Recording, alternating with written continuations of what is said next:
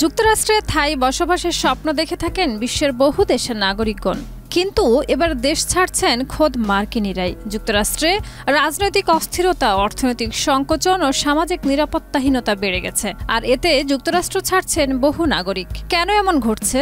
অর্থনৈতিক অনিরাপত্তা না রাজনৈতিক সংকট? মার্কিন প্রেসিডেন্ট ডোনাল্ড ট্রাম্পের দ্বিতীয় মেয়াদ শুরুর পর যুক্তরাষ্ট্রের সরকারি ব্যয় সংকোচনের জেরে বড় আকারের কর্মী ছাঁটাই শুরু হয়েছে। শুধু সিআইতে বাদ গেছে 1200 পদ, আর সামাজিক নিরাপত্তা বিভাগ থেকে ছাঁটাই করা হয়েছে প্রায় 3000 কর্মী। পরিকল্পনা রয়েছে মোট 7000 ছাঁটাইয়ের, যা বহু নাগরিকের ভাতা ও সেবায় ব্যাঘাত ঘটাচ্ছে।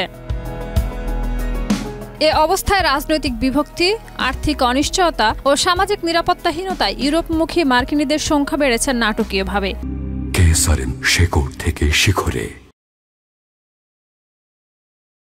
পর্তুগাল, ফ্রান্স, আয়ারল্যান্ড ও যুক্তরাজ্যে মার্কিন অভিবাসন আবেদনের হার ছিল এক দশকের সর্বোচ্চ। জানুয়ারি ও ফেব্রুয়ারি মাসে জমা পড়েছে 4300 আবেদন, যা গেল বছরের একই সময়ের তুলনায় 60% বেশি।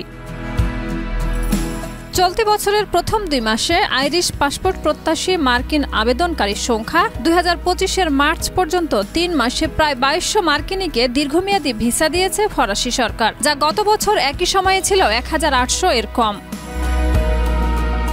যুক্তরাজ্যেও জানুয়ারি থেকে 3 মাসে ব্রিটিশ পাসপোর্ট চেয়ে আবেদন করেছেন 1700-র বেশি মার্কিন নাগরিক, যা গেল 2 দশকের যে কোনো প্রান্তিকের তুলনায় অনেক বেশি।